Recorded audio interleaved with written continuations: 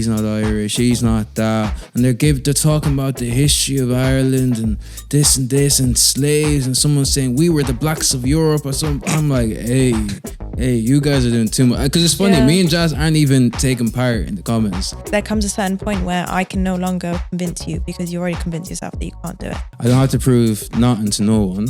At the time, it upset me because I went on this amazing trip. I did this amazing thing. I volunteered in the Amazon jungle, seen wild animals, slept in tents, like life-changing things, and no one's asked about it. The bear's got a receding hairline, but hey, it'll be fine.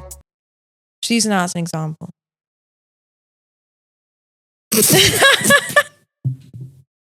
Been recording. Okay. Welcome back to the Growth Club with Mike and Jasmine. You know what? I think moving forward, let me say my name. Yeah. And you say your name. And I don't think there'll be any confusion. Okay. Because when you say Mike, and then I'm like, I don't want to be in the camera, we're going Jazz, and then, it's just... Jazz. So let's from the top. Okay. Welcome back, guys, to the Growth Club. With your boy Mike. And your girl Jazz. Come on. Yeah. And we're here for week 6 of the poddy. Wow, week 6. Week 6, man, we thank God. But what an interesting, Is interesting the word? You like to use the word interesting for many, many things. And it doesn't necessarily mean it's interesting like the dictionary explains. That's hilarious. Yeah. Your interesting is... Anytime you say anything, I'm like, interesting. You know, but it's not. When I don't agree with it, rather than just saying, nah, I don't agree. I just go, interesting. I know. And that's why I'm like, stop saying interesting. But it is interesting. No. It is interesting. No. But yeah, we've had an interesting week. So if you tuned into our podcast last week, you would have seen a conversation between Jasmine and I, where we're talking about meeting our parents for the first time. Yeah, a wholesome conversation. Nice conversation. Very normal, not out, like very Actually, I thought it was a kind of a weak video, to be honest, like that clip, just talking about meeting parents the first time. I didn't think it was going to do numbers. Yeah, but on TikTok. It did for the wrong reasons. It did for the wrong reasons. Yeah, so context, me and Jasmine were just talking about meeting our parents. She said, she was talking about how her dad reacted when he clocked I was Irish. So then we clipped that part, put that on TikTok, and now half of Ireland are telling me, this fella doesn't look Irish to me. I've never seen a black fella. Never seen a black fella from Ireland. Blah, blah, blacks aren't from Ireland. He must be British. Yeah, he's African. Or he must be, because black Brits exist, but not a black Irish man. Yeah, someone's like, they're saying, if he's black, then I'm Japanese. They're saying... If you put a pig in a stable, it's not a horse. It's not a horse. Which is ridiculous. Very, very yeah. But at the same time, there's a lot of Irish people that are like, he's Irish. If he's born and bred here, he's Irish. Blah, blah. Shout out to you guys. Shout out to you guys. They're saying my accent, to be honest, I have lost my accent. My accent isn't as Irish as it used to be. But... You've lived here for a bit now. That's what happens when you leave the country, people. That's what happens. But I think a lot of the... But you guys wouldn't understand because a lot of Irishmen and a lot of Irish people just love Ireland so much they never leave. Which I don't blame them, man. Stay where you are. Stay where you are. Great country. But I think it's like people who have jobs tend to not be the ones in the comments.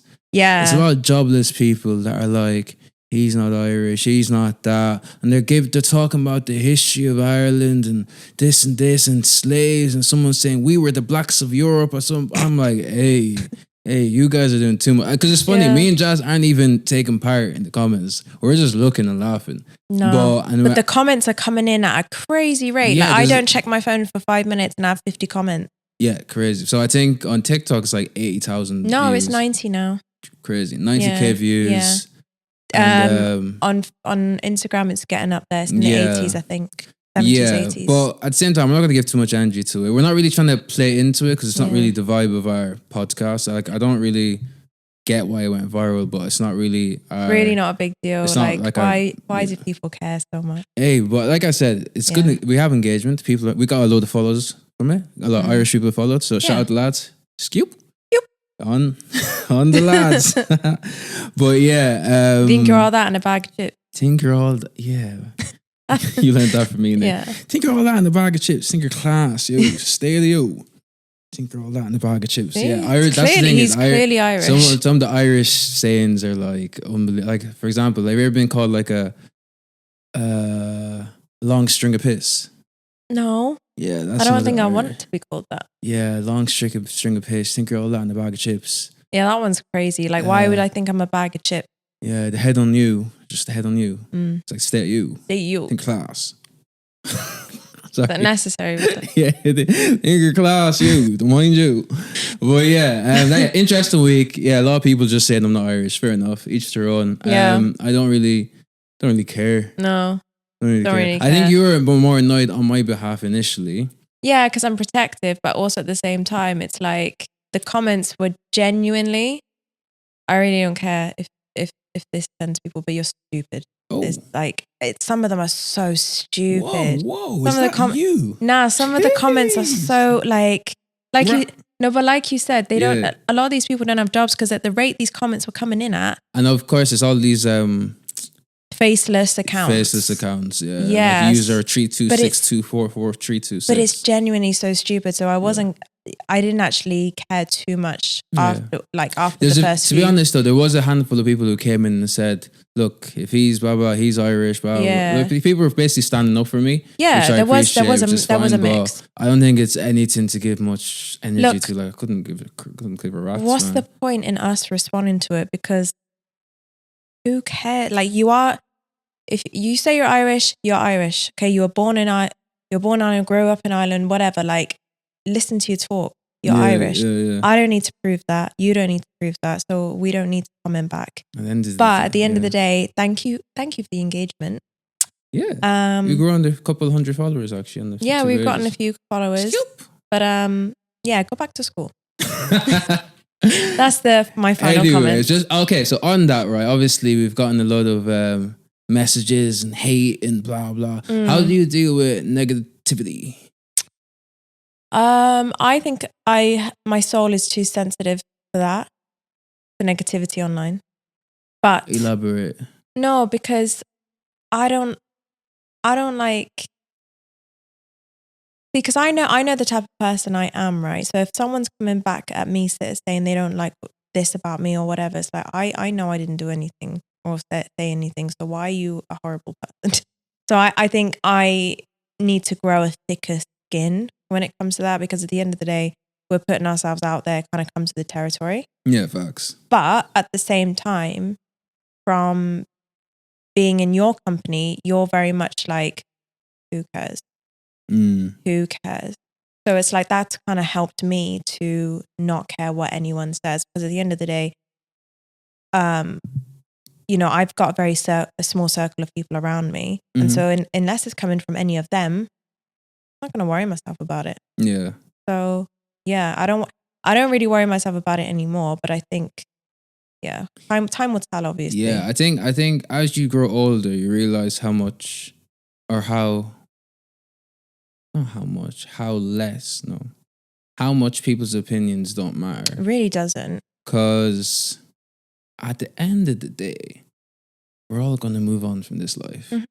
And for me, it's like, imagine not doing what you wanted to do because of people's opinions. Mm-hmm. So imagine, like, because for me as well, like a big thing for me is that on my deathbed, I don't have any regrets. And I imagine the regret being, oh, this person didn't think I was cool, that's why I didn't do that.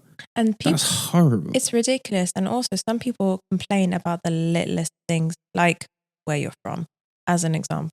But you can't please everyone. Everyone is going to have something bad to say. Facts. No matter how complicit you try and be, or how like pleasing you try and be to this person, that person, someone somewhere is going to have something to say. Even take Philip Anthony Mitchell, the pastor of, what's the church? 81828 or something? One of the churches. 2819. 2819. 1828. It's like your PIN code or something. I know, right? Yeah. 2819. For example, like that pastor, he's now gotten, he has to move out of his church because he's had complaints from the council, people making complaints to the council. Basically a load of Karens who are still part of that church actually, making complaints about him. And I'm not actually entirely sure why, because Atlanta needs God. Oh, facts. So I think of all places, of in all America, places, Atlanta needs God. Yeah, for real though. So, but he's getting driven out of his church, and now he has to find somewhere in 30 days, and he has done. But that's just an example. Someone who's literally preaching about God. Example of what now? Of like, you can't please everyone. Everyone is always going to have something bad to say. Oh yeah, even if you're preaching facts. even you're preaching about God, which is the purest thing ever. Yeah, someone's not going to be happy about it. No, but I think even outside of that, it wasn't even just people in the church. People like down the road and this. Yeah. But to be fair, yeah, there's like traffic jams and stuff. So I wouldn't be a Karen about it, but it annoyed me. Yeah, okay, but that's just an example still. I mean, they've kicked a big fuss over nothing, I hear it, and they've had to leave within 30 days. And notice 30 days. But that's what I'm saying, especially like you said, we're doing content. Even us being us, people are going to complain. So, for example, that nasty message I got very nasty this week. Yeah. Very so, nasty. Context, I got a really nasty message in my really random as well, like into my personal DM, just saying blah, blah, blah, blah. You're a white girl, blah, blah, blah, blah. So initially... Like a fake account as well, wasn't it? I don't know. Well, yeah, something. I didn't know who it was. I didn't really care. Funny enough, I was about to because they did the whole, you hate this type of women and blah, blah. I was about to respond like, this and that, of course not. But then I'm like, who am I proving it to? Number one, I don't know who this is on the account. Number two, I don't have to prove shit to no one. I mean... let me try reduce my cursing. I don't have to prove nothing to no one. Yeah. And number three, I'm like, I'm not going to let you pull me into that, because there's a reason why you're insecure or upset or triggered about who I'm with. I don't know you. You don't know me. Honestly. So that's kind of I find that mad, because I'd never message, even if I don't there's a lot of stuff online I don't like. I can't imagine myself jumping into the DMs and being like, blah, blah, blah, blah, you're this, you're that. And I don't, social media is really weird. I don't get people. People are weird. It's just really weird to go out of your way to upset someone like that. Yeah. Because it wasn't as if the post was on Instagram, it was on TikTok. So they had to go through TikTok and then find your Instagram and then probably stalk you for a bit. And, it's just not nice. And the thing is, what if it wasn't me? Because I've dealt with online, for example, Twitter back in the day was an absolute war zone, and I used to be heavy on it. I used to go hard on the TL, which is why I've deleted my Twitter. But so I'm kind of used to online abuse and stuff like that. But so I'm saying what if that person messaged someone that wasn't I was resilient, not resilient, calm. But not even calm, just it didn't give a crap, nonchalant, not someone who's not as nonchalant. Oh my god, I can't pronounce it in English. Nonchalant. She's the Irish in you. But yeah, basically someone who cared, that could really upset them or even trigger them into responding back. And so I think what you got to prove. Exactly. And I think it's about reminding yourself that you're in control of your reaction. So it's this person has said this, it has annoyed me, but I'm not going to allow you to trick me into responding. So, but yeah, people are just, I don't know. I think people project a lot. Oh, I think that's all it is. Yeah. I think it's just projecting, because the message was angry. It was coming from a place of anger. Bear in mind as well, right? By the time I showed you, I already deleted it. Yeah. And then by the time I showed you, they've sent me a second message. So I've opened it. I was about to respond. I was like, nah, it's not worth it. I deleted it. Then they messaged me again with the same type of thing. And I wasn't going to show you because like you said, you're protected of me. I'm protected of you as well. And I didn't want you to see that side of social, even though it's going to come. Yeah. Us being in an interracial relationship, it's going to come. That's just how... It's just how it is. You get me? So I didn't want to show that to you, but at the same time, I'm I think moving forward I wanted to show you, hey, this is what's happening. This is what I got. Yeah. But I'm not really. I think moving forward, I think I'm gonna avoid showing you that, because it's not productive. It doesn't really help anything or anyone. But just not nice. Just weird. I know, right? I don't know who the hell you are. Who are you? Why are you messaging me? Do you know what I mean? Because it's so. Honestly, who are you? Who are you? Honestly. But they claim to know you pretty well if they're making bold statements. Yeah. Yeah. But look, I think, it is what it is. It is It's what it social is. media. It's the territory that we've decided to go into. So if we get all that backlash, hey, it's just we need to know how to roll with the punches and then avoid comments and all of that kind of crap. Wait, so you deal with it just by ignoring it then? Is that how you deal with Ignoring negativity? / I think once you are secure in yourself, you don't, it doesn't matter. I think it's about, for me, it's like, because I was talking to my mom earlier as well, right? And I was asking her, like, what's one thing I've gotten from you? And she said the fact that I don't care. Well, first she said kindness. I was like, oh, nice one. That's a nice question. Yeah. And then the second one she said was, I don't care what people think of me. And she's been drilling that into me from young. And I think the way she did that was just ensuring that, like, for example, right? Peer pressure has never been a thing for me. Like, no one could ever, like, when I was younger, say, oh, Mike, do this, or you're not cool, or you need to do, like, it's never been a thing for me. Anything I've done, I wanted to do. Yeah. But I think she did that, she instilled that in me by reminding me and telling me that, like, making me so sure within myself. So I think it's like when you're not sure of yourself, you try things, you test things, you're easily influenced because you don't know where your boundaries lie, and you're still like learning about yourself. You mirror others. Exactly. Because then it's like, if you're not sure of yourself, you're going to say, this person is doing that. Maybe I should do that because I'm trying to get more like this or get more like that. Do you get me? Yeah. But then when you know yourself and what you align with, it's like, no, I'm not doing that because very black and white. Yeah, I'm not doing that because that doesn't align with me, or I don't like that. I'm not going to do that. Yeah. So I think even within that, when people are like insulting me or saying stuff online, I'm like, okay, cool.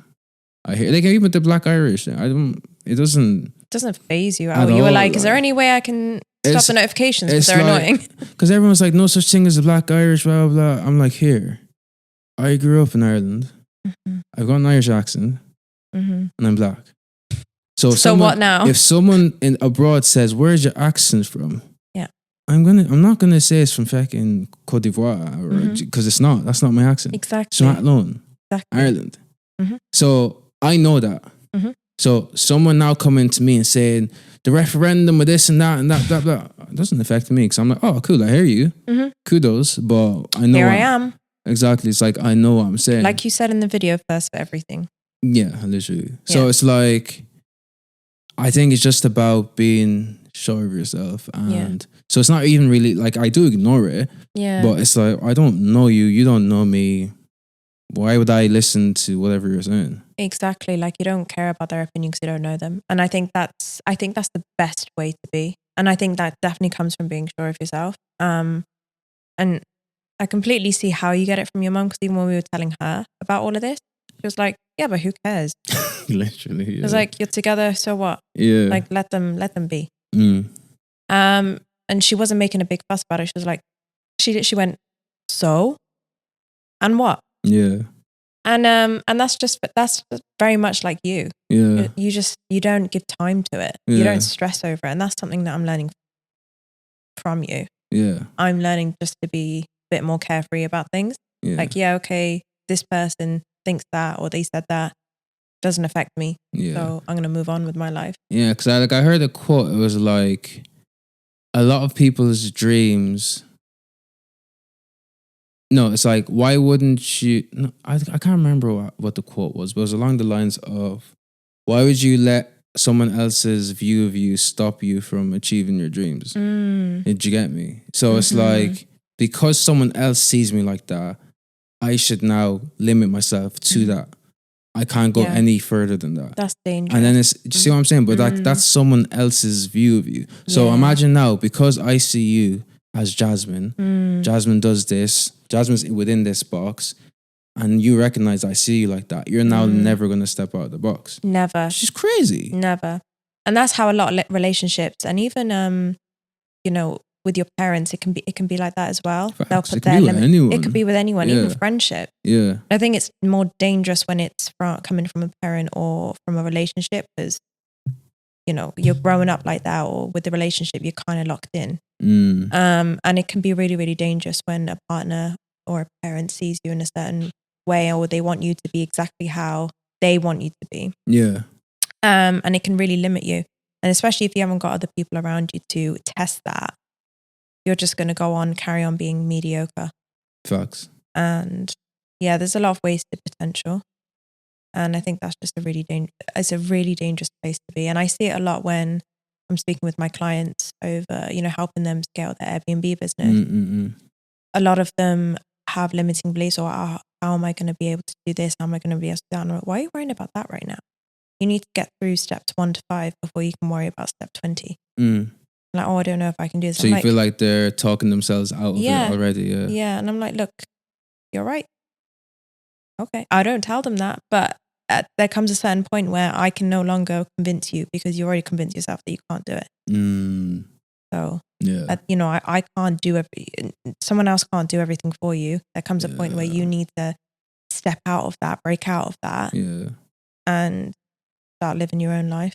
Yeah, I think I'm actually, I'm definitely someone who like sees potential in people. Yeah, you do. You do. Oh, how do you know? Because what comes to mind is when you went to the first only networking event actually you've been to in Manchester. The one I went to? Yeah, it was when we first moved. Yeah.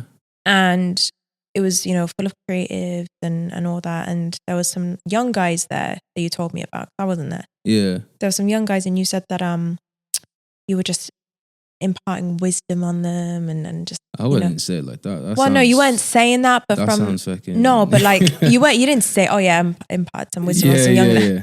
It wasn't that, but you were giving them advice and saying what they need to do. And I think you were even saying like, look, I'm going to be checking up on you now, seeing if you're posting. Yeah, oh yeah. I know what you're talking about. Yeah. And I was like, that's really nice. Like, you don't even know these people. Yeah. And you kind of gave them like a bit of an accountability thing. Yeah.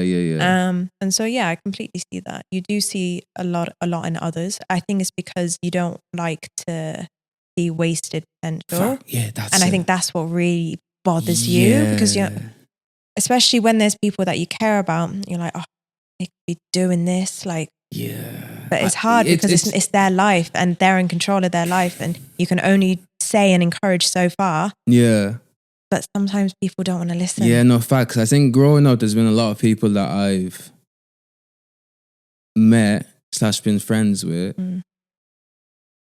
and it's tricky. I don't know why I see it in people. But it's like, to be honest, I think it's. I feel I can't. Stuttering hard.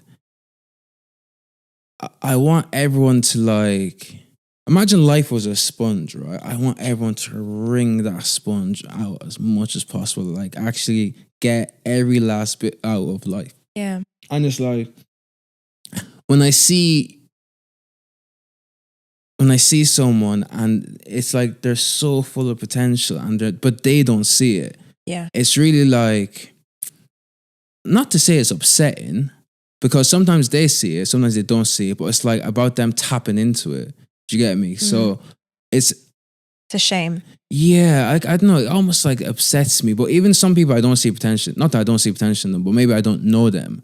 But it's like I want everyone to know that like you can do what you want to do in this life. Like there's no one, there's no rules. Like no, you don't have to follow A, B, and C. Yeah, there's actually no rules. As in, you can do this thing or do that, and I want everyone to have that like abundant mindset. Because I didn't always have it, but when I had it, because even like for example, I remember the day it kind of clicked for me in terms of like, I don't know. I think it was it's like 2019 when I first moved to UK. Obviously, the usual, like I used to have the mentality where it's like, why always me? Like, of course that's just happened to me. That's happened to me. Of course that's happened to me. Yeah, that used to be like, for me, it used to be like something would always happen. And I'm like, I'd be like, you were always the victim. Yeah, victim mentality. Facts. Oh, you've changed so much. Yeah, I know, right? Yeah, literally victim mentality. So, but I didn't realize it was a victim mentality at the time.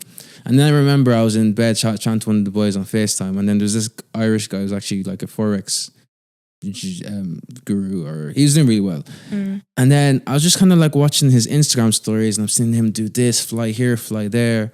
Always Forex. Yeah, it's always Forex. But then it kind of clicked, and it was just like, why does he have that life and I can't? Like, who said he can live like that and I can't? And then I remember being in bed, I'm like, no one's coming to save me. Like, I think you get to a stage where it's like, oh, I hope I win the lot. Oh, I hope this works out. I hope this works out. And I think guys realize it maybe a bit sooner. Maybe not. I could be wrong. But you realize no one is coming to save you. If you want to have a certain lifestyle, you need to create it. Like, your mom's not going to save you. Dad's not going to save you. Your siblings aren't going to save you. Like, everyone is here for themselves. As selfish as it sounds, but everyone is here for, like, for example, like when the plane is going down. Going down. Yeah, sorry. When the plane is like crashing or whatever, you have to attend to yourself before you attend to anyone else. And that's just literally like life. So it's like, even when, if I have someone else with me, for example, a minor, a child, even though I want them to live as much as I want myself to live, or even if I want them to live more than I do, I need to make sure I put my mask on first. Yeah. And I think that's like life as well. It's like, we need to, as much as we want everyone around us to do really well, at the end of the day, we need to be taking care of ourselves. Like, we have to. Because if I don't take care of myself, I can't take care of anyone else. That's true. You need to fill yourself up before that can pour into others. Exactly. Overflow. Exactly. Because what can I fill into others if there's nothing in me to fill? Exactly. You see what I'm trying to say? So, do you, based on what you said there, you said you think men realize it a little bit sooner than women. Yeah. Do you think there's more of a, I don't want to say stress, but do you think there's extra stress on guys? No, I'm not going to go with stress. I was going to say facts. Pressure. Stress. No, yeah. Do you think there's extra pressure 100%. on men? 100 million. 100 million. Trillion %. A lot of. Now, when I say pressure, I mean pressure from society. Okay. So I don't want to say day to day men deal with this, girls deal with that, but I mean from society, 100%, yeah. Because naturally, we're the ones that are meant to be providers, or meant to be this, or meant to be that. And it's competitive out there. In what sense? In the sense that, like I said, it's every man for themselves. And I think if we talk about it in I don't know what the word is, but it's not like animal kingdom lens, but I mean, in a race? No, not even in a race, but it's like, I think I lost what I was going to say. Go back to animal kingdom. Yeah, not even animal kingdom, but okay, so what was I saying? Pressure. Yeah, I think at the end of the day, for us, for men to have value, bringing it back to like us being providers and stuff like that, we need to be able to protect, we need to be able to provide. That's almost attached to the value of a man. For a woman, she needs to be nurturing, she needs to be caring, she needs to, you know what I mean, just have like feminine qualities. And with our, I don't know if, even just from, I'm kind of thinking on the spot now, right? But with the qualities that are attached to men that give them value, they're almost always external things. So when I say these things, it's not those 3 things or 4 things. They're not, it's not the whole list of what a man should be, whatever. Yeah. But when it comes to like protection and provision and stuff like that, that's something external that we need to go and have and get. You think protection is external? Yes and no. So I need to go gym and being able to, but protecting is not always in a physical sense. Yeah. It's like, as if a woman feels safe, like, can she depend on her partner? Yeah, do you get me? So for example, if I can't make rent, or you live with me and you're not paying anything, and I can't provide for bills and stuff like that, you're not going to feel safe, because you might get kicked out at any point. Do you get me? Yeah, and also just emotional stability as well. Are you flaky? Yeah, but that's 2 seconds. You're bringing me to another point now. Okay. Yeah, so I'm saying, but even with that emotional stability, when you think of a man, it's not the first thing you say.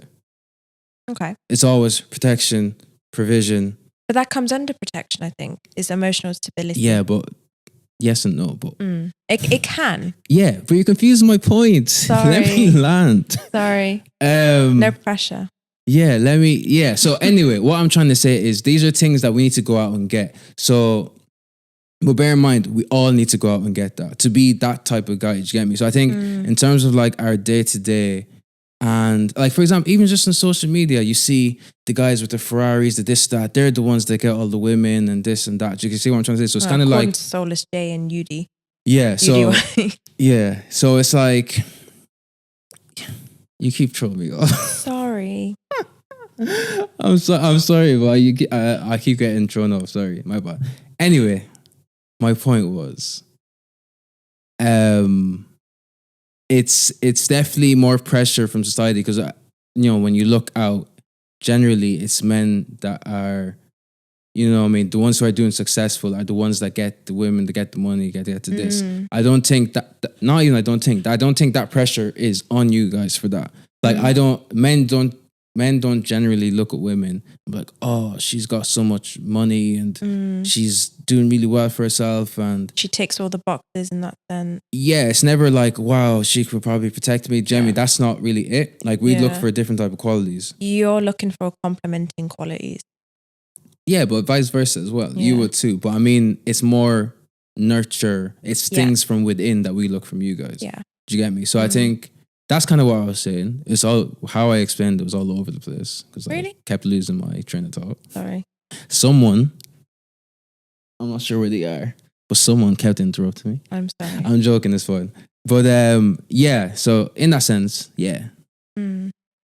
Yeah, long story short, yeah. What would you say?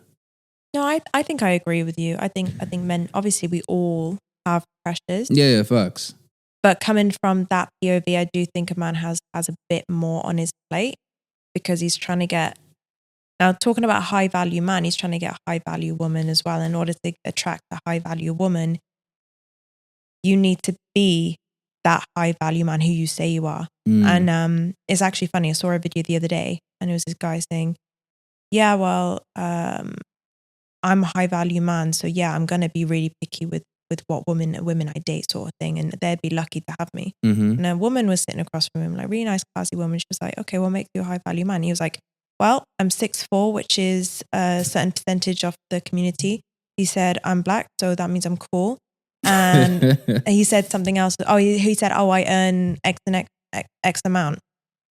And then she goes, well, first of all, high value man isn't boasting that he's a high value man. Yeah. Second of all, for me, a high value man has these qualities. It's not about what he owns or how tall he is. You can't control that. You didn't grow yourself. You've got nothing to go by on that. And she was basically listing the qualities of what it means to be a high value man. And I think that once you've reached that, obviously that there is a lot of work that you need to do in order to reach that. Obviously you need to have good morals and everything like that, but you also need to show that you, what's the word? That you can be consistent. And that means through like maybe things like fitness, through your job. Because they say a good judge of character, like if you're going to do business with anyone, do it with someone who's fit, not someone who's like hench and stuff. Just fit. Like goes to the gym, looks after themselves, because it takes time and dedication. You wouldn't do business with someone who's... It shows that they have those type of qualities. Exactly. Externally, it will show that you've got those types of qualities that can be consistent. Yeah, folks. And so, I think you're right. I think men do have more external pressure in that sense. But then again, women also have the pressure of they're not seen as attractive when they get older, whereas men, they then turn into a silver fox. And so... Some guys like their women older. Some. I did at a point. Oh. At a point. At a point. Yeah. Nice. Awkward. Yeah. Moving on. No, but I hear you. So for you guys then, do you feel... Is that... I see I can't get my words out. Is that pressure of you getting older? Do you guys like feel that? Oh yeah, all the time. Because, that's why we're spending so much money on beauty products, skincare, facials, and then even treatments as well. Like they always say, oh yeah, get preventative Botox. Yeah. Which is something I will look into at some point. You see me smiling. But you know exactly what I meant when I was smiling. Yeah, I was like, weren't you gonna get that? Eventually, but only when as and when, because I'm not in a hurry. Because then that I'm admitting to myself then that I've reached it. Yeah. I'm in my prime. Yeah, but I always think as well, women can take whoever they want. Sorry? Like, you guys can pick who you want. Yeah, I Like, mean, I think it's easier for a woman to get into a relationship than a guy. Yeah, 100%. Than a yeah, guy. but Yeah, you because hear of bear a in lot mind, of guys. a lot of women settle though. I know facts, but I don't. No, but yeah, true. But I don't think they have to. But at the same time, like, guys will get with anyone. You think? When I say guys, I'm speaking very generally. Yeah, because a So, high like, value man wouldn't get with anyone. Yeah, no facts. But with me saying that as well, I'm sure there's more like guys who haven't been with X amount of girls than girls who haven't been with. Do you get me? Yeah, What but I'm trying then to you say? got to think, you're getting on, and so the people you're meeting probably have been divorced already. Well, it's just when If you're it's just getting when on you're a older, bit you mean? older, yeah, so they've Yeah. already probably been divorced, so it didn't work out the first time, Yeah. or or they're meeting with you the first time, but how come they weren't picked up sooner? So that thought goes through your head, like, are you? Yeah, like what's the You a issue? killer? Yeah. Why hasn't Like, then? Yeah. You know what I mean? It's like, do you know what? Actually, imagine like going to. It's a horrible metaphor. But imagine going to a car dealership, right? And you're in 2025, and the car is dated from like 2011, and no one's bought it. You're going to be like, but a few people have drove it, and the salesman's like, it's fine. A lot of people test drive it, they like it, but they just can't commit to it. Yeah. If I was to say that, I'm not buying that car because I'm like, there's obviously something wrong there. Yeah. Yeah. Horrible metaphor. And so, not to say women are like cars. No, of course not. But that is a pressure, and also like if you're not with someone by the time you're 30, then obviously you got the clock issue. If they want to have children, and so that's. I didn't think that was such a big thing until I was chatting to some of the girls recently over Christmas. Elaborate. Yeah, no, I was just chatting to them, and they're obviously talking about like, they're getting on, like they need to like get married and this and that. I'm like, bruh, this is actually like a thing for you guys. Like, I didn't realize, obviously, because I'm not a girl, and obviously, yeah, it just wouldn't have crossed my mind. But to think about that, I'm like, geez, it's actual thing. Because obviously, some of them, they're talking about like freezing their eggs and this. I'm like, whoa, this is That's a whole stressful. nother conversation I've never been in before. Yeah. Yeah, that's stressful. It's a real thing. Yeah, it is, and it's scary because obviously there's some women out there that want a family but they haven't met the right person. And then what if they're forced to settle? See where I'm going? Yeah, don't do that. No, I know, but some women. They just think that that's their only choice. Yeah. Exactly. So like, look, I'll just go, for the guy who always liked me and he seems nice, got a good career. Not the best, got a receding hairline, but hey, be fine. Just using that as an example.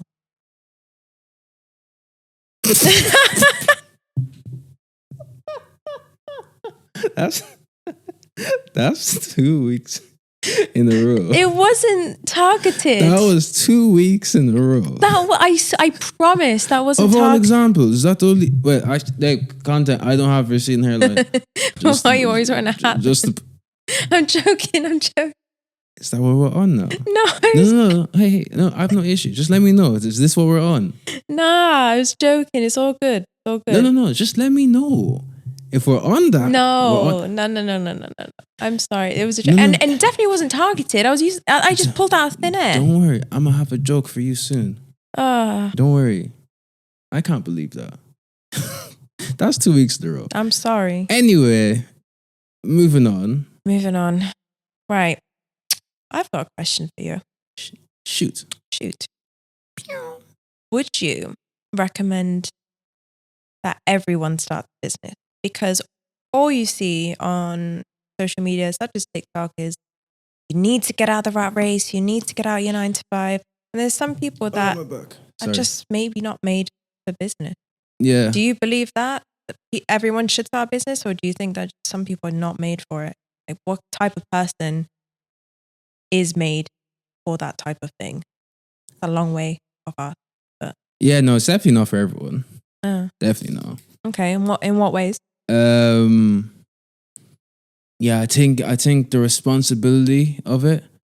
Well, okay, first of all, you need to be really I don't know if it's averse or risk averse. Advent. Whatever it is. You need to be like, have a high tolerance for risk.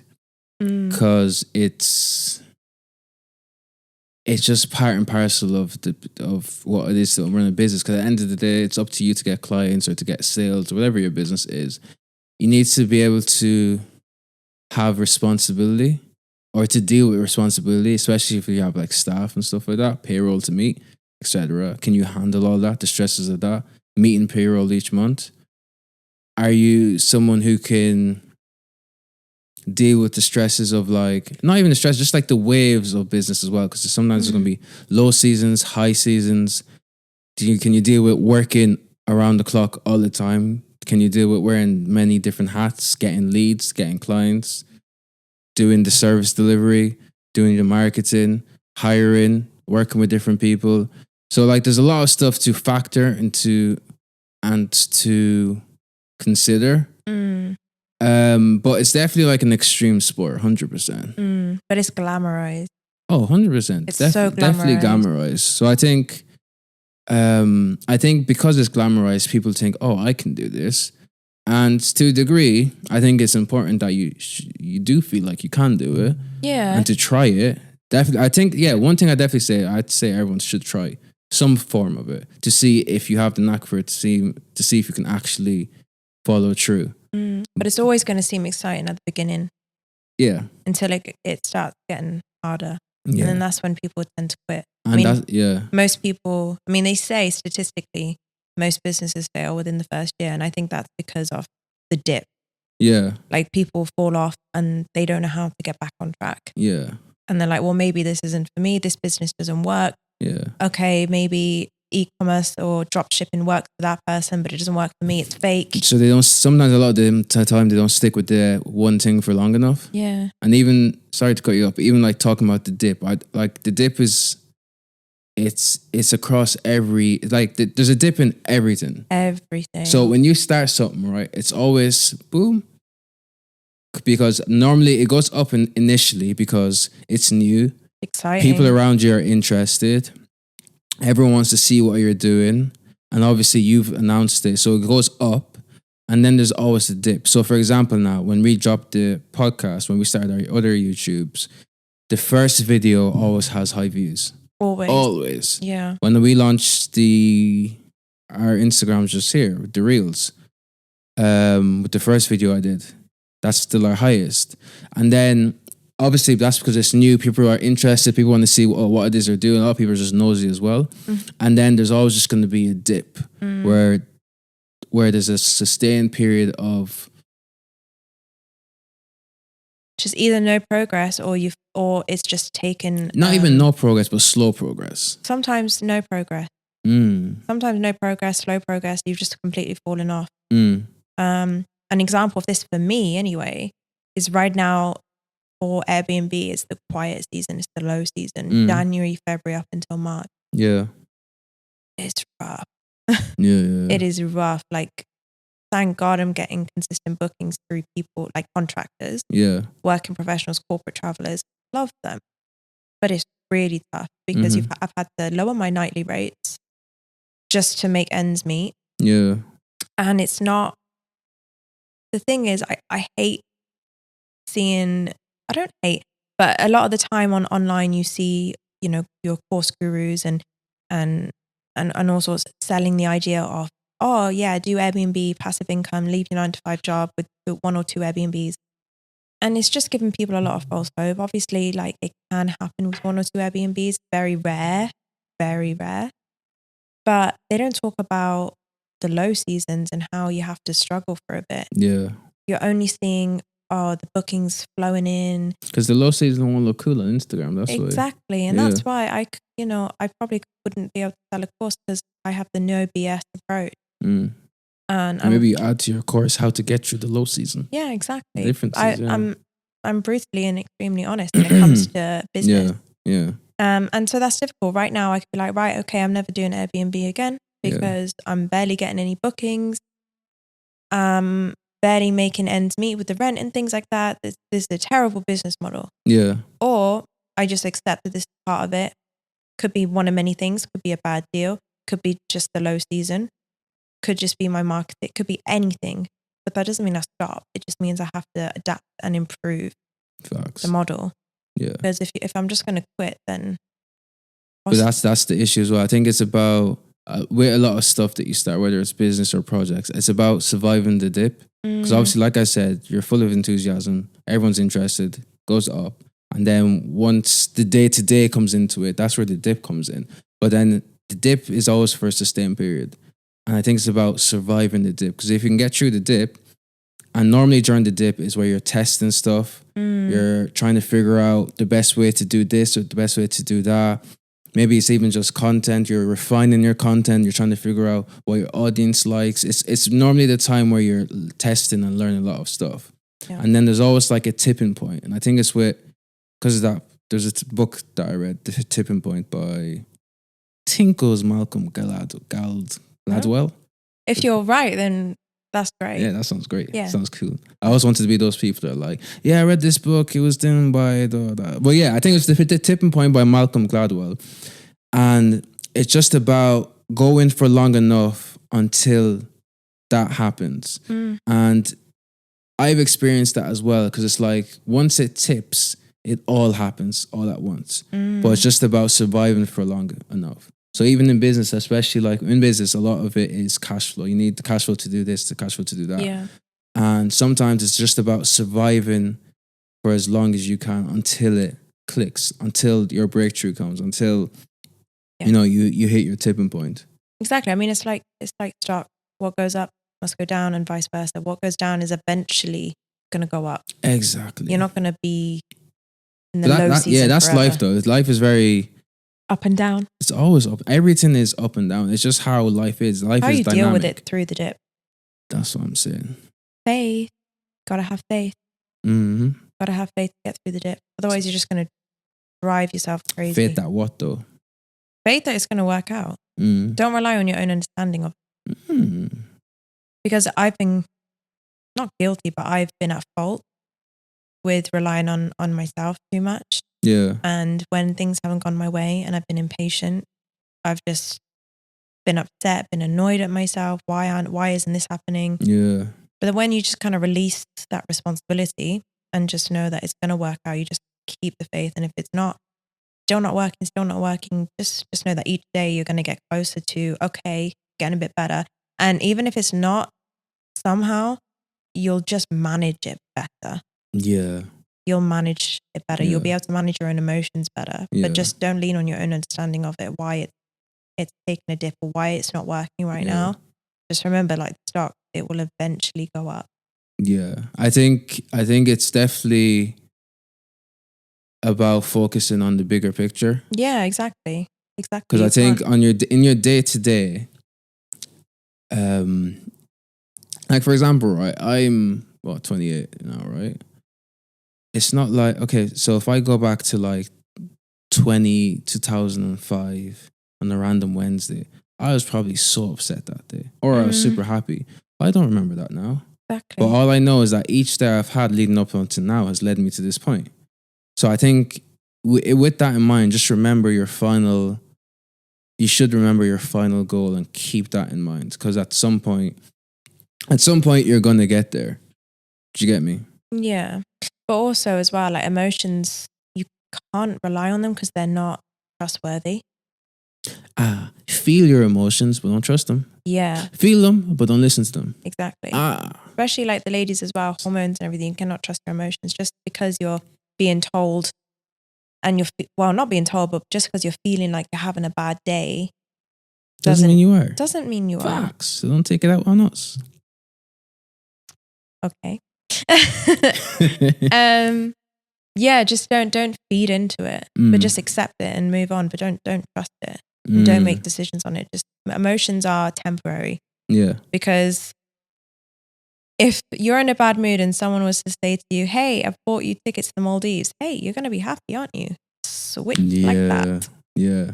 You'll forget about your bad mood. Yeah. Wish like we would just get random tickets to the Maldives. Hey guys, link in the bio. You know our DMs, please. Visit Maldives, the page. Yeah, shout out to us. Facts. We'd love to do a pod out there or even travel content. Yeah, that'd be great. Yeah, sick, man. Sick. Yeah, Maldives would be cool. Have you been? No.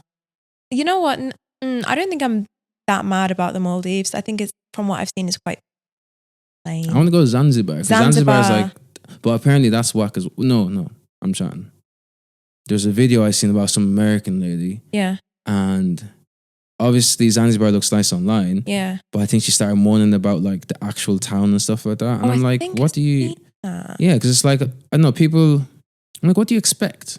It's like people who say they want to go to Cuba and then they complain that the buildings are all run down, the cars are breaking That's down. the country, There's bro. no food. People are scavenging on the streets. Like, little brats. You could just go on Pinterest and then book the flight. Yeah, So that's what it's giving. Yeah. Like, do your research. But when we Zanzibar, I think I'd prefer over the Maldives because I don't want to. Maldives is like a holiday destination. I still want to go though. Don't get it twisted. Yeah, visit Maldives. Still shout. Come through to our DM. Yeah. But it seems more like a holiday, and we like travel, and there is a difference. Facts. There is a difference. Yeah. So I want to go more on like a travel holiday that still has that luxury aspect, sure. Yeah. Then I want the chance to go into the town Yeah. and mix with the locals. Yeah. Okay. So like speaking about travel, right? You've been to like the Amazon. You've been to Cuba. You've been to all these places. Those are the days. When you obviously when you go to these type of places, it's almost like a complete perspectives change, right? So when you come back to your small town, what's it like seeing those things and probably growing as a person because you've seen more? And then when you come back, do you feel like you're not even ahead of like your peers, but in terms of like your mindset has probably changed. So what's it like coming back to the small town? Are you like motivated to leave? Are you more aware of where you now live? Or basically what's that like? Apart from like the holiday blues. Yeah. You could call it holiday blues, but then I don't get upset or holiday blues when I've just gone to Spain or places in Europe. I only really get holiday blues when I've been somewhere that's significant, like Cuba, the Amazon, Jordan, India. Like every one of those places, I've cried when I've left. Yeah. Because I genuinely love that place. And it's mainly like the impact it had on me. It's not the places I've seen, it's the people that we've met and the experiences that we've had. But it changes my perspective in the sense that I don't want to come back to the UK. Why? Because it's grey, it's miserable, it's cold. Yeah. And some could argue, but obviously you only like the other places that's different to what you're used to. Yeah. It's like I've traveled enough now that the feeling between me and the UK is not mutual. Yeah. I'm just not happy when I'm back in the UK. Yeah. It has an effect on my mood. Yeah, but I mean, everything. like outside of the general stuff, I mean, like when you go to these places, obviously, like your mindset shifts, is what I'm trying to say. Yeah. So when you're back with like your normal friend group, do you feel like the convos you're having aren't as aware? Not as aware, but not as like big as they should be. Like, yeah. For example, you go to the Amazon, you've done cool stuff. You've seen like a snake, crocodile, whatever. Like you've seen some stuff, and now you're coming back and they're gossiping about Tracy who got caught shifting the back of the Discord. Do you get what I'm trying to say? Yeah. The conversations are very different. It's interesting that you mentioned the Amazon because that was like a significant trip for me. Was that your first like that was my trip? That was my first trip. Yeah. And it was like when I was 18, it was my first trip. And I went to the Amazon because I knew no one else was going there. Everyone else was going like Thailand at the time, washing the elephant. And I just wanted to Mallorca and all that. Yeah, I just wanted to do something completely different. Yeah. And so I went there and no one really asked me about the trip when I got home. Really? And at the time, because bear in mind I was like maybe 18, 19. At the time, it upset me because I went on this amazing trip. I did this amazing thing. I volunteered in the Amazon jungle, seen wild animals, slept in tents, kind of thing. Yeah, you did some stuff. I did some stuff, like life-changing things, and no one's asked about it. And so my dad's traveled a lot, and he's traveled all of South America back in the day. Yeah. And he said, don't talk about things unless people show an interest or bring it up, because when you bring it up and people maybe start to change subjects or don't seem interested, you'll wish you did. So, wait for people to bring up if they're interested. And if they're not, don't take offense. Why do you think people didn't really tap into it or really It could be a mixture of things. I don't truly know. It could be a mix of jealousy. Like, I don't know, maybe you went somewhere completely different and we don't get the chance to go or whatever. Everyone Because has you it. think like if you, like for example, if you went somewhere I haven't been, Yeah. I'm going to want to know what that place is like. Yeah. Well, I think it was also a mix of maybe just don't care as well. Maybe people just don't care. I don't know. Because when you asked me about my trip, you're like, oh, you've never shown me photos of it. I was gassed. I was like, yeah, let me show you the whole album. I was so excited. And you were like, yeah, Jazz, you show me that now. Okay. But I love talking about it because I didn't get the chance to do too much after I went, and I thought it was a pretty significant trip. Did you feel a lot different to your to people like when you got back? Yeah, because I was like, like, what? did you like I was saying earlier? Like, were the conversations weird? Yeah, because I was like, why are you talking about that? I literally, why can't we talk about the state of the economy in Peru or whatever? Like, I've got some stories to tell around the campfire type stories. Like, listen, I've got stuff to share. Yeah. And it just wasn't. I didn't get the chance to, and that's fine. I've grown up now. Yeah. I don't really care about it too much, but that is one thing that I do remember about it. Yeah. So would you say you were growing at a faster, not even necessarily you were growing at a faster pace than your peers, but I keep saying peers, so formal. Than your peers, than your friends. But I mean, how do you think it affects like your relationships when you tend to be not even growing quicker, but maybe growing in a different direction? Yeah, it definitely sets you apart. Yeah. Because if you're having one experience because don't forget, experiences all like change you. They mold you. Yeah.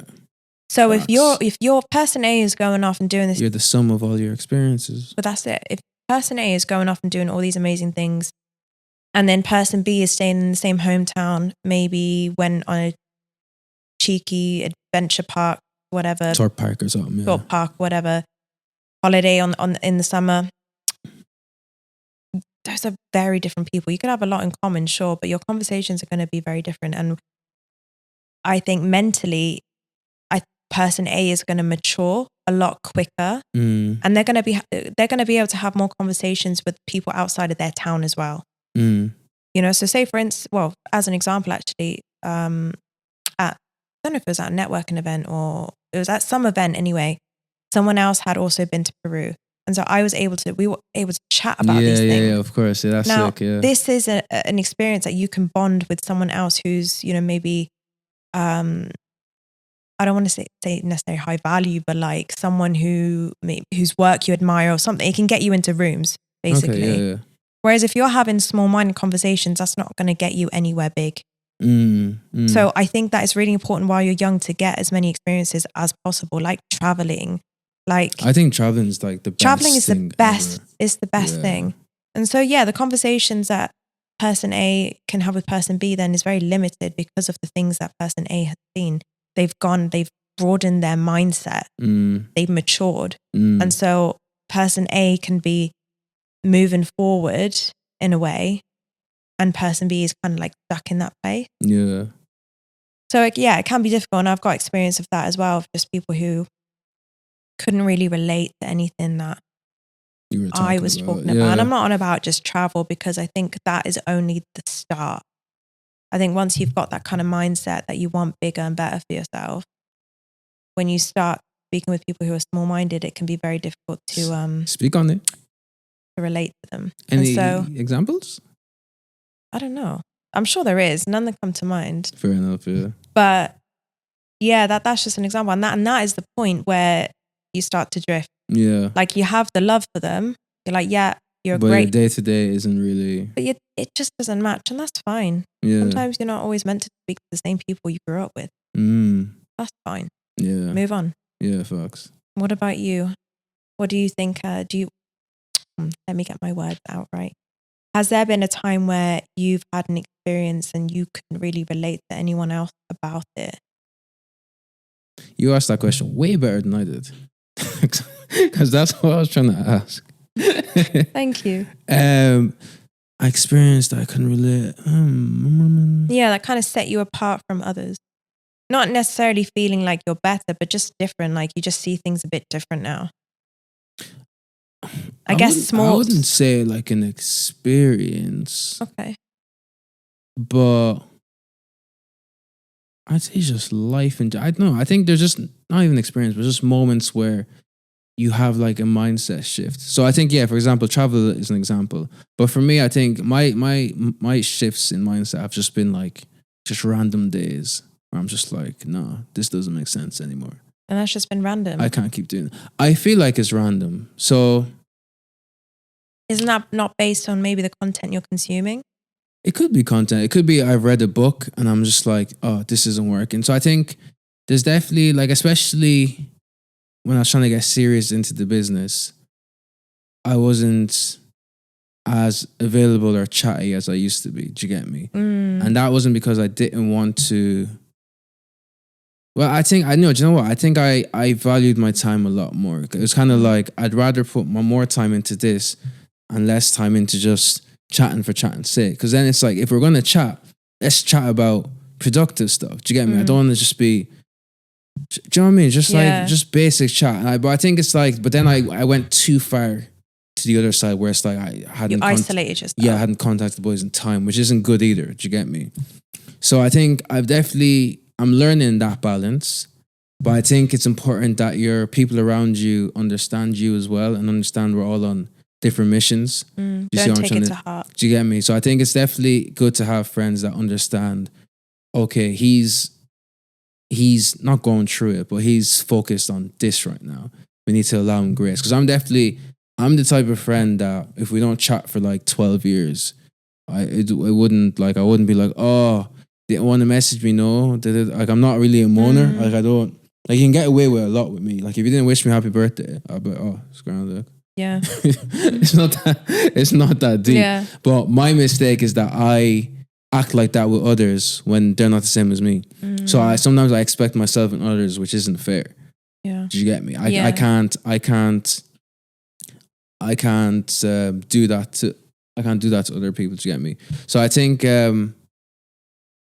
yeah, definitely. I forgot what I was saying. This podcast and stuff isn't easy, man. Yeah, you got to remember what you say. Yeah, but what you ask me? I was saying, has there been an yeah. So yeah, I was expecting myself. Yeah, so I think definitely having people who understand it. Yeah, and then just not. Yeah, mainly around the time where I was like going full time. I kind of like that was the time where I was a bit like. But do you feel like your growth can affect people around you, like your friends and family? But you were saying that you went into ghost mode and you were isolating yourself. But do you think overall, as you're growing as a person, in business, everything, do you think that has an effect on others? I think it can, 100%. I'm saying that because randomly as well, like some of the boys have actually like messaged me just saying, yo, like you're actually inspiring me. And I'm like, what? That's so nice. I know, because you don't think that's what's happening. Yeah. Do you get me? And obviously I just thank God for that as well. But and especially because it's me, I'm like, I haven't really done anything. But I think. Just like you guys. That sounds crazy. I'm just like you. Yeah, that's funny. But yeah, I think definitely.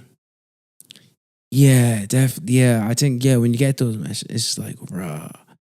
Because I guess I think my issue, not my issue, but when I forget that I left my job, bro. Be careful with the. Sorry. Yeah. Yeah, I forget that, bro. I just quit my job. It's nuts. I forget how nuts it is until I look back. Because you're in it. Yeah. Yeah. And it's like, that's not normal. But then again, that was my prayer. Like I said, I asked God, look, I'm going to do this. If it works out, I'll tell everyone it was you. It worked out. It was God, bro. Did you get me? So I do thank God for that. But I think naturally, your environment affects you, vice versa. So even if I was doing cruddy stuff, bad stuff, or whatever doesn't sound cruddy, it affects people as well. So, yes, is the answer. Growth affects people around you. Yes. So let it be for good. Yeah. So I think, but at the same time, I think it depends on how that person takes it as well. Because sometimes you could be like, I imagine it's the case with a lot of like rappers and stuff. Well, they're always rapping about this. I'm going to use them. They're like, you know, they grew up with these people. They started getting all the money and the fame, and then their friends snitched them and stuff like that. So some people don't like to see you doing too well. No, that's it. Do you get me? But that can affect the person itself. Like they call it survivor's guilt. Like when someone makes it out of like the hood or whatever, and they now feel bad because they've made it out, and they're people that they've grown up with haven't. Yeah, but then those people still there, like, can have resentment. A lot of them can have resentment because it's like, but then but that resentment is projection. Yeah. Because it's like, we were both in the same position. Why are you there and I'm not? Action. Do you get me? Yeah.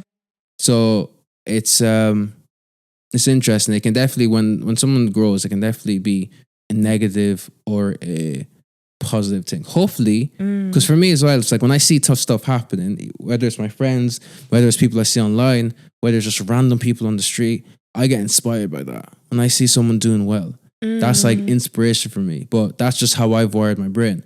Some people would see that and be like, why him? Exactly. Like you were away for work recently and all these other business owners, and you were listening to one of them talk, and you were texting me going, this is so inspiring. Like you were soaking it up. Yeah. You weren't thinking, check this guy out. Like, get a load of this. Get a load of this guy. What makes him think he can chat in front of all these people? Yeah. I'm doing what he's doing. Nah, you were like, this is so inspiring. Yeah, facts. I'm like, that's great. You're in that room. Like, soak it all in. Yeah. I think, but it's interesting though, because it's definitely like it's definitely a mindset stuff. I'm stuttering because I'm trying to figure out, how do you get into that state where you're more, rather than resenting someone for doing well, how do you get into a state where you admire it? How do you get into a state where it motivates you? Because you got to remember, how do I say this? Sorry. You're not a big deal. You're not. What were you going to say? No. You ain't shit. Huh? You ain't shit. But I'm like, you drop the ego. Okay. Everyone has something to learn. Everyone else is an expert in something that you're not. So drop the ego and be willing to learn something. Even if you think you know something, just soak something in. Don't be that guy who thinks he knows it all. Yeah. But some people as well, it's like they feel like I can't get into that position, so they're just bitter about it. Like, okay, for example, the usual rich versus poor. Like some people see a rich person as like, oh, look at this dickhead. He thinks he's this, he thinks he's that. Yeah. How does one, because first they have to recognize they're like that, but then it's like, why are they like that? So how do okay, for example, if I'm that bitter person that's like, I see a nice car, I've got my key, scratch it. Yeah, people do that. It's crazy. It's terrible. Yeah. But it's like, how do you get from that to, you know what, this is a sick car, I'm going to get that one day. I think it all boils down to entitlement. As controversial, I don't even know if controversial is the right word, but as controversial as that may seem, like, yeah, the person who's wrecking the nice car feels entitled. Was like, yeah, why do they feel the need to do that? It's like, yeah, they're like, oh, well, that person has a lot of money, they can pay to get it done, they won't care if I do it. Like, I can do what I want, like, they deserve this. Yeah. Why do you feel entitled to do that to someone else's, like, property? Yeah. It's not a nice thing to do. It's all projection. Everything is projecting what's on your inside. Why are you so angry? Yeah. Who hurt you? Yeah, no, I heard. It's really not a big deal. Everything is not a big deal. Just move on with your own life and learn from others. Stop, projecting onto others what you're struggling with. Like, fix yourself. Yeah, but I think it's their way of like venting, and because I think once you realize that we're all on an equal playing field and we can all achieve these things, then you don't tend to be like that. But I think it's about recognizing that you are being a sour little beep. Beep. Yeah. A sour little, yeah. And then, what am I trying to say? And then changing your mindset into being a bit more, okay, you know what? Yeah, I think I can do that. Just have the mindset like nothing really matters. In what sense? And that's in the sense that, like, look, okay, cool, he's doing well, that person's doing well, they've got a car. I'm not going to feel away about it. The way I look at that as well is that when I see someone in a really nice car, I assume that they have a lot of responsibility over Yeah, you someone. do. So I'm like, this person is probably stressed right now. Yeah. Because it's like, I think it's kind of like a rule of thumb. If someone's doing really well, they're making that money somewhere. Yeah. However, they're making that money, they're providing value of some sort to someone, which means that they've built themselves, or they've learned, or they've created a system or a business that provides this value. Whatever it is that they're doing that day in, day out, and they're stressed. Like, I've never met a business owner who's not stressed. So the more businesses you have, or the more money you have, you're probably even more stressed. So I'm like, if he's bought that for himself, I'm saying fair play, because he probably has like a payroll to meet. He's dealing with X amount of expenses, this and that. I'm like, he's probably going through it. And you're gonna go key up his car. Do you know what I mean? No. Why me? Nah, imagine like a stressful day of business. You've lost all your clients. You have to make payroll tomorrow. Yeah. And then you have like 10 grand in your account, but the payroll is probably 30 grand for everyone for that month. You come out and you see an F off key scratch on your Bentley. Crazy. You're just going to be, you know what? Yeah. Yeah. That could send someone to Loopy. No, Oh. Yeah, just Geronimo. What? I just said Geronimo. Oh. You know, someone. Help. Private joke. But yeah, I think, look, let's come to the end of this. It's getting late. Oh, guys, obviously as well, this nighttime setting. Come on. Let us know what you think about the nighttime thing. You know, we decided to do like the nighttime sessions today, and I think it's nice. I like the nighttime because I think we're a bit more relaxed, a bit more chill. We're not rushed. You know, it's the time of day where we tend to chat anyway. Yeah, true. Yeah. Evening talk. Night.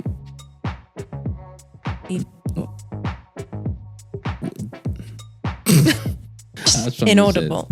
I was trying to say something. Thank you guys for watching, and do remember, sorry, I'm starting on my words too. Don't forget to subscribe, like, share this with someone, and yes, sir. Most importantly, come back next week because we'll be here. Come back next week. Waiting for you. Yeah. Thanks, but yeah, guys. thank you guys. I enjoyed that one. Bye. In a bit. Peace. Ooh.